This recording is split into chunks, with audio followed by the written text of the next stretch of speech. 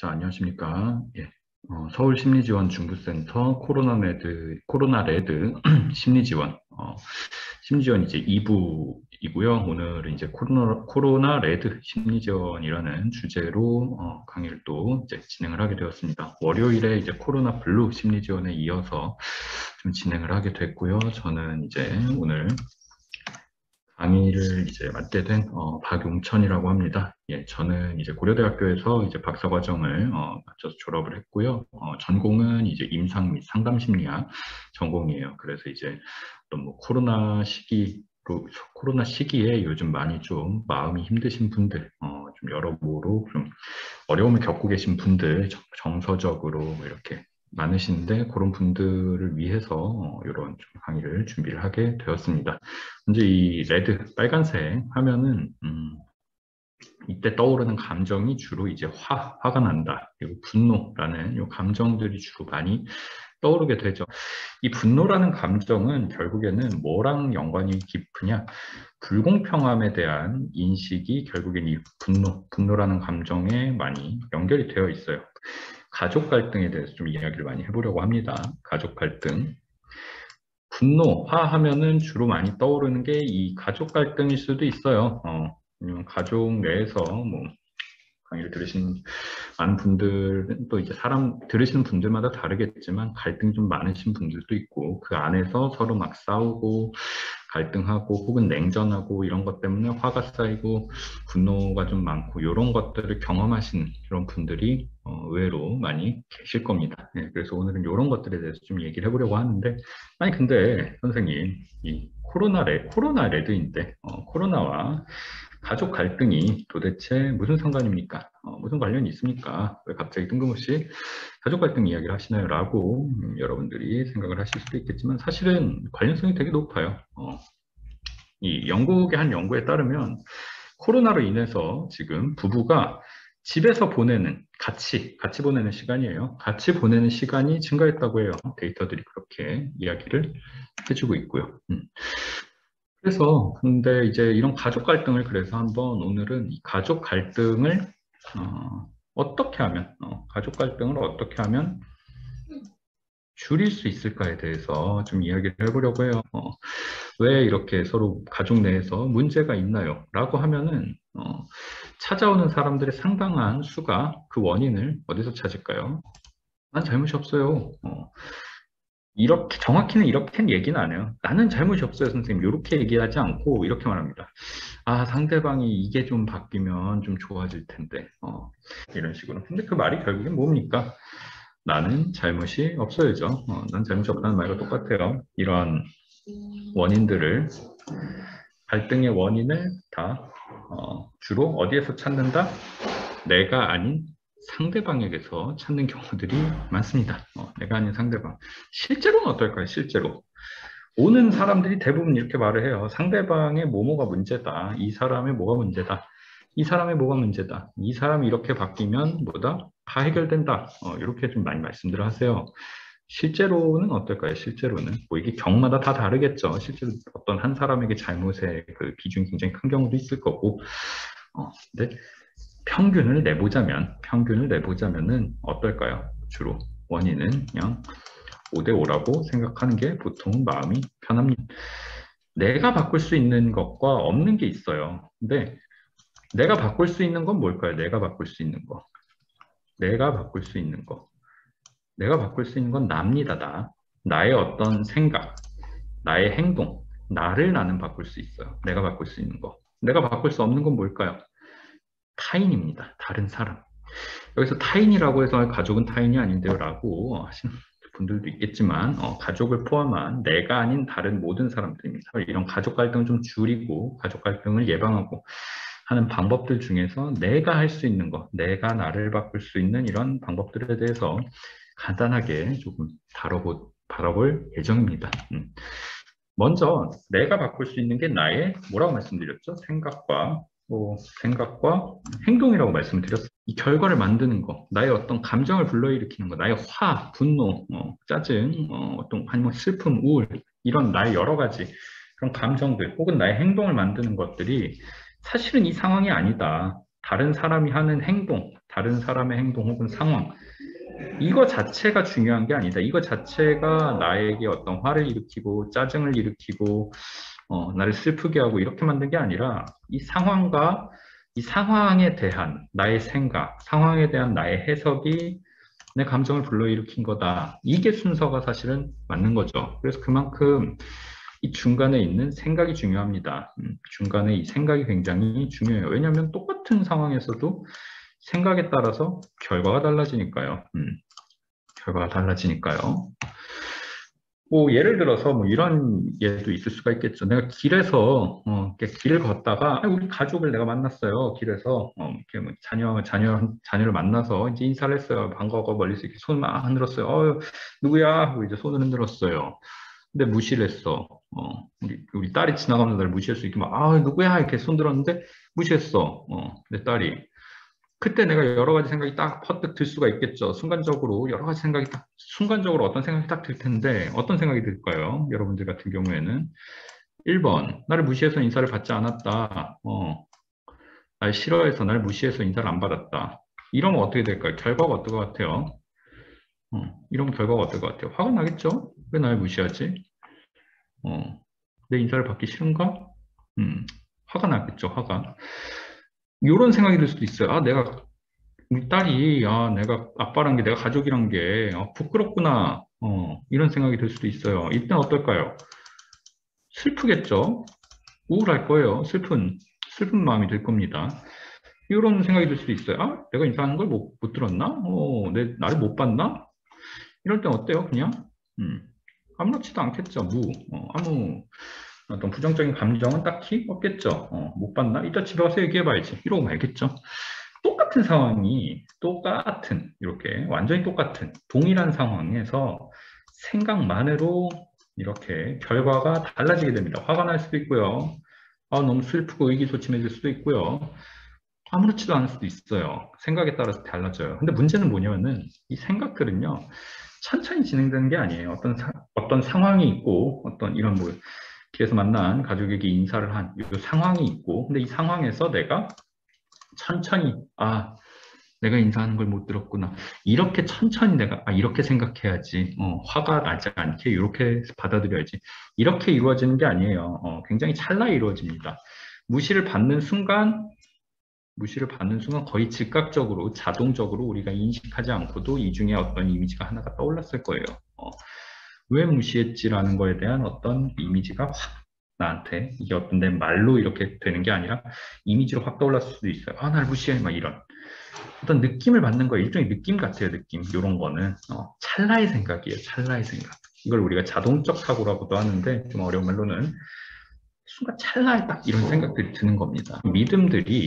이런 믿음들이 우리의 이런 찰나의 생각을 만들어내는 겁니다.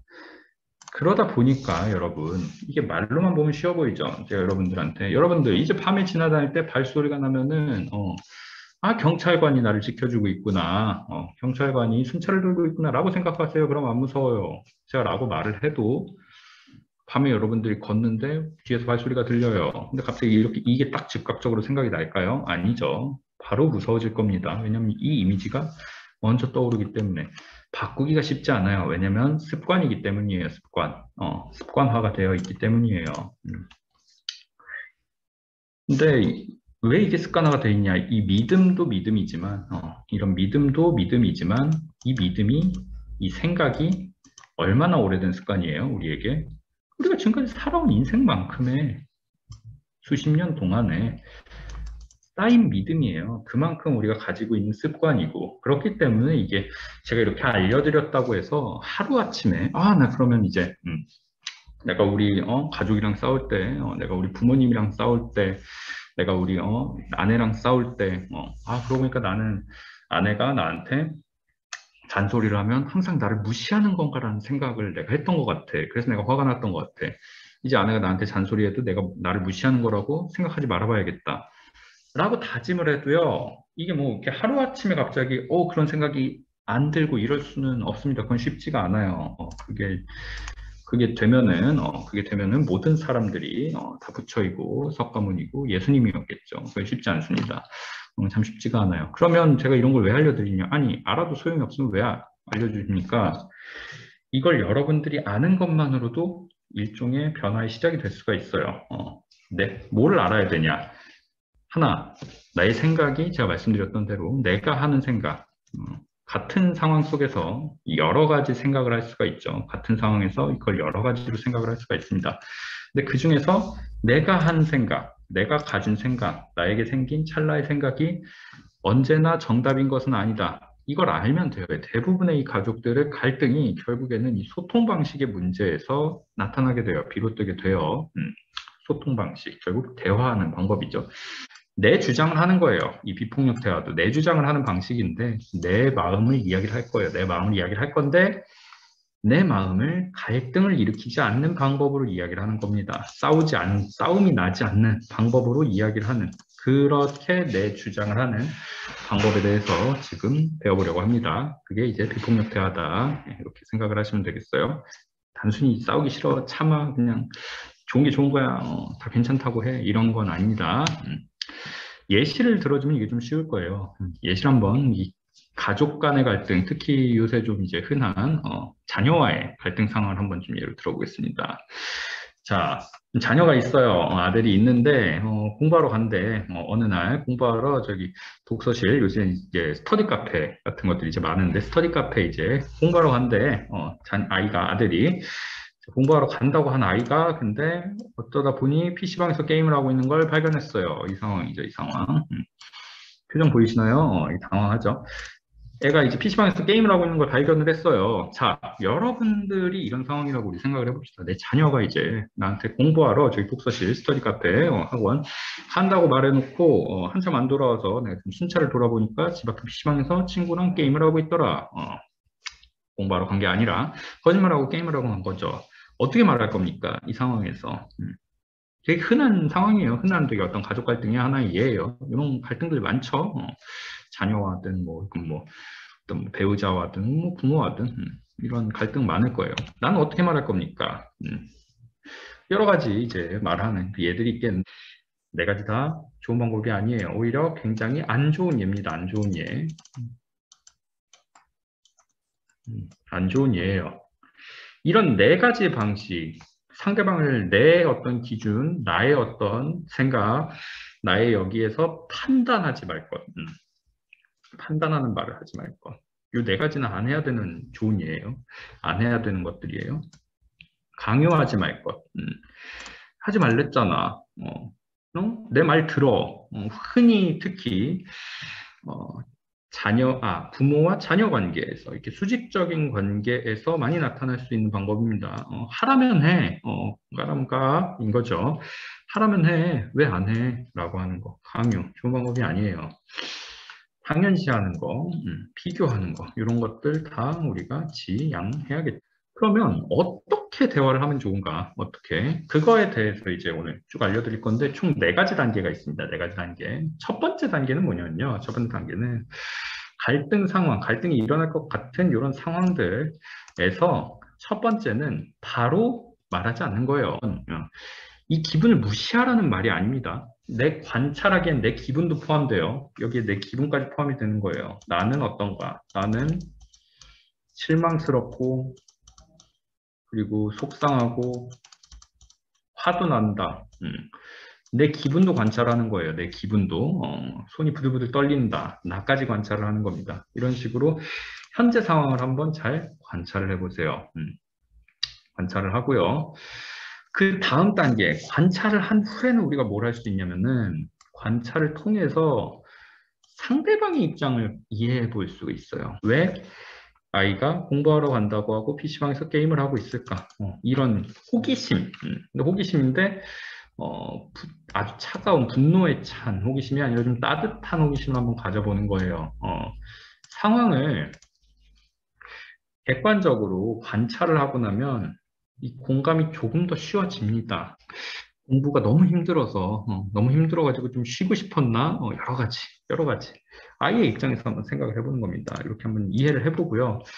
이게 이 관찰하기 단계에서 필요한 것들이에요. 굉장히 중요해요. 아직까지는 우리가 말을 하지 않았어요. 관찰만 하고 있어요. 1단계는 그런 겁니다. 1단계는 말을 하지 않고 관찰을 이제 하는 거고 2단계는 뭐냐면요. 이 중요한데 나의 감정을 알고 그 감정을 표현하는 겁니다. 내 감정을 표현하는 거예요.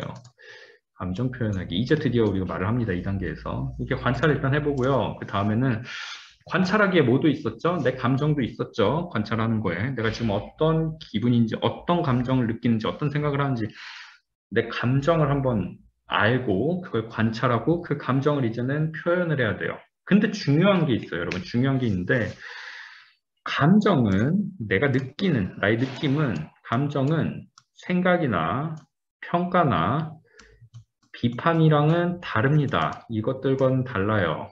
예시를 제가 한번 들어드릴게요. 자, 생각, 평가, 비판. 오, 널 때려주고 싶어. 이런 생각이 들 수 있죠. 이게 내 생각이에요. 널 때려주고 싶다. 이 아이를 때리고 싶다. 그냥 때려서 좀 가르쳐 때리고 싶어. 생각이에요. 생각.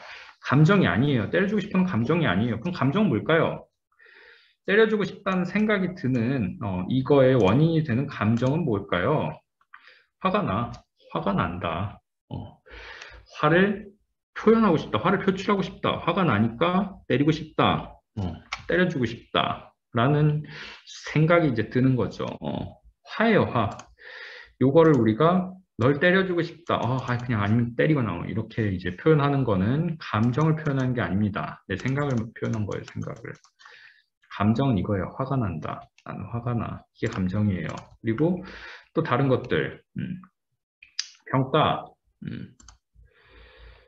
이대로면 넌 좋은 대학에 가지 못할 거야. 이대로면 넌 좋은 대학에 못 갈 거다.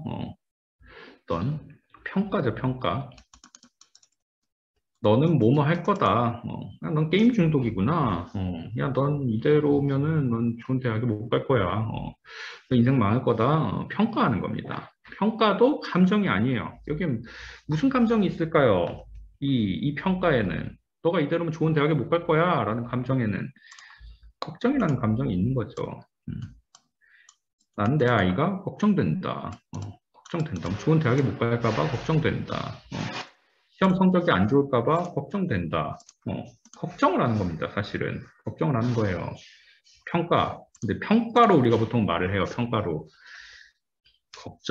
내 감정을 말하지 않고. 난 너가 걱정이 돼. 라고 말하지 않고요. 야, 너 이렇게 하면 좋은 대학 갈 수 있을 것 같아? 라고 합니다. 사실은 그 안에 있는 감정은 걱정하는 건데요. 또 하나, 비판, 비난. 뭐가 있을까요? 어떻게 나한테 거짓말을 하는지 진짜 이해할 수가 없다. 이렇게 말을 하는 거. 비난이죠, 비난. 비판, 비난이죠, 비난.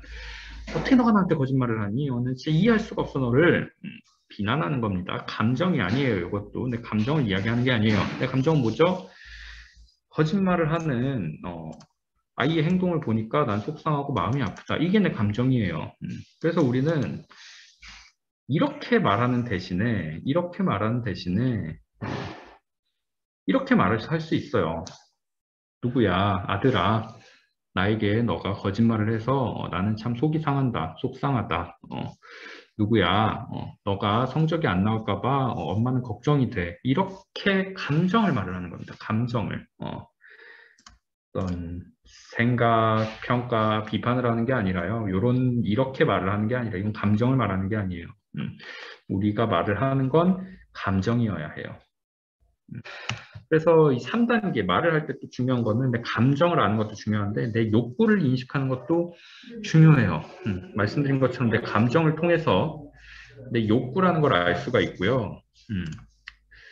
그래서 이거를 내가 인식하는 것도 연습이 필요합니다. 근데 내 욕구를 내가 아는 게 왜 중요하냐면요. 내 욕구를 그 욕구가 과연 상대방에게도 정당한 욕구인지 이게 과연 얼마나 얼마나 그럴듯한, 얼마나 현실적인, 아니면 얼마나 이 상대방에게 합리적인 욕구인지를 우리가 판단을 해볼 수가 있어요. 어떤 거를 내가 원하고 그게 과연 상대방과도 상대방 욕구와도 일치하는 것인지, 나의 욕심이 아닌지, 나만의 어떤 그런 것이 아닌지 이런 거 한번 잘 생각을 해볼 필요가 있어요. 그럼에도 불구하고 내가 내 욕구까지 인식을 했어. 내가 이런 바람이 있구나. 이런 요구가 있구나. 이런 게 나한테 내가 원하는 거구나. 라는 게 있을 때 그걸 상대방에게 부탁을 할 수 있어야겠죠. 부탁을. 이게 무리한 욕구가 아니라면, 그 상대방에게 부탁을 할 수가 있을 거예요. 부탁을.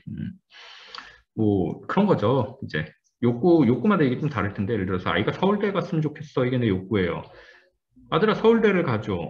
이게 좋은 부탁이 아니죠. 왜냐? 좋은 욕구가 아닐 수 있으니까요. 물론 아들이 뭐 그런 능력도 있고 그런 소망도 아들도 가지고 있고 하면은 당연히 그렇게 얘기를 할 수가 있겠지만 그런 게 아니라면 아들은 뭐 대학은 뭐 그냥 딱히 별 생각이 없는데 서울대 가죠. 이러면은 그렇게 좋은 욕구가 아니기 때문에 좋은 부탁이 아니게 되겠죠. 일단 기본적으로. 여기서는 어떤 행동이 구체적인 행동이 될까요? 다음부터는 PC방에 가서 게임을 하고 싶으면 나한테 솔직하게 말하고 가주겠니? 라고 이제 이야기를 할 수가 있겠죠. 구체적이죠? 여기 3단계까지 성공을 해서, 그러면은 거짓말을 안 하는 거는 내가, 아이가 나에게 솔직했으면 좋겠다. 아이가 나에게 거짓말하지 않았으면 좋겠다라는데 욕구는 내가 요청을 할 만할 것 같아. 요건 내가 얘기할 만할 것 같아. 부탁을 해보자. 자, 다음부터는 PC방에 가서 게임하고 싶으면 솔직하게 말하고 가주겠니? 이렇게 얘기를 해줍니다. 근데 아이가 이렇게 말해요. 솔직하게 말하면 못 가게 할 거잖아. 이래버립니다. 아이가. 약간 삐뚤어져 있어요. 왜냐면 한참 이렇게 많이 싸웠겠죠. 뭐 이런 걸로. 그래서 이렇게 삐뚤어진 말을 해요. 솔직하게 말하면 못 가게 할 거잖아. 여기에 대한 내 반응에서 이 말이 부탁이었는지 강요였는지가 달라집니다. 이게 만약에 부탁이었다면요, 여러분들. 이 말에 대해서 내가 한 번 더 공감할 수가 있어요. 공감을 해줘야 돼요. 어떻게 공감을 해줄까요? 공감이라는 게 뭐랬죠? 상대방의 입장에서 생각해주기. 공감을 할 수가 있어요. 아, 솔직하게 말해도 별로 소용이 없을 것 같은가 보구나. 너가 그렇게 좀 느끼는구나. 오히려 너가 이렇게 말하면 엄마가 못 가게 할 것 같구나. 공감해 주는 거예요. 아이의 입장을. 아이는 이런 입장이니까 이렇게 이야기를 한 거겠죠. 이렇게 공감을 해준다면 이 뒤에는 좀 더 날이 무뎌진 말이 돌아오겠죠. 맞죠. 사실 좀 그래. 아니 좀 그래. 그랬어. 그래서 별로 얘기하기가 싫어. 뭐 이렇게 말하겠죠. 아이도 이렇게 공감을 해주면요. 상대가 날이 서 있다고 하더라도 그걸 이제 공감으로 이렇게 감싸주면은 날이 좀 무뎌집니다. 그럴 수밖에 없어요. 인간이 이 옛말이 틀린 게 없는 게 가는 말이 고와야 오는 말이 곱다고 했죠. 공감을 해주면요. 계속해서 나의 선 무언가를 나에게 찔 수가 없어요. 계속 공감을 해준다면. 사람은 그렇게 돼 있어요, 설계가. 이렇게 공감을 해준다. 이렇게 공감으로 이어진다면 요건 부탁입니다. 근데 이렇게 얘기를 했을 때 네가 네 할 일을 똑바로 안 하니까 그렇지 라고 하는 거. 이건 뭐죠? 판단하고 비난하는 겁니다. 넌 너의 할 일을 똑바로 하지 않는다. 그러니까 너가 나에게 이런 취급을 받는 거다. 판단하고 비난하는 거. 판단과 비난을 하게 되면 아까 우리 앞에로 돌아가는 거죠. 강요예요, 이거는. 이렇게 되면 이건 강요가 됩니다. 혹은 뭐 죄책감 심어주기. 네가 내 자식이라면 이 정도 분말은 들어야 되지 않겠니? 죄책감을 심어주는 거죠. 넌 내 자식인데 역할을 다하지 않고 있다. 이것도 강요예요. 이런 식으로 이어지면 이렇게 앞에 말한 그런 안 좋은 네 가지 예 중에 하나죠. 이렇게 결국 대화가 이어져 버리면 요거는 부탁이 아닌 강요가 되게 됩니다. 그래서 우리는 부탁을 해야 돼요. 부탁은 어떻게 구체적인 행동으로 요청을 하되 그 뒤에 오는 말들에 대해서 우리가 어떻게 해야 된다고? 공감을 해줘야 된다. 상대방의 입장을 계속 이해해주고 공감해주려고 노력을 해야 됩니다. 이런 식으로 이제 대화를 한다면요, 여러분들. 요게 물론 쉽진 않아요. 뭐 하루아침에 이게 되는 것도 아니고 그냥 여러분들이 이런 것들 한번 마음에 품으시고 조금씩 한번 써보세요. 일상 대화에서. 이거 한번 적용해 볼까? 한번 내 감정에 대해서만 얘기해 볼까? 아침 내 되게 화가 나지만 한번 관찰해 볼까? 공감이라는 걸 내가 한번 시도해 볼까? 우리 남편이 어떤 기분으로 나한테 이 말을 한 거지? 어떤 생각으로 나한테 이 말을 한 거지? 왜 그랬지? 공감하고. 조금씩 여러분들 요거를 여러분들의 대화와 여러분들의 어떤 의사소통에 조금씩 가족들과의 그런 의사소통에 섞으면 항상 여러분들 아마 많이 갈등이 좀 있으신 분들은 그런 걸 많이 느끼실 텐데 항상 여러분들 가족 간의 갈등은 똑같은 패턴이 계속 반복돼요. 비슷한 패턴이. 같은 얘기로 싸우고 같은 패턴으로 싸우고 지겨우실 거예요. 그런 패턴이 조금씩 달라지는 걸 느낄 수 있을 겁니다. 이런 대화법을 여러분들이 사용을 하신다면요.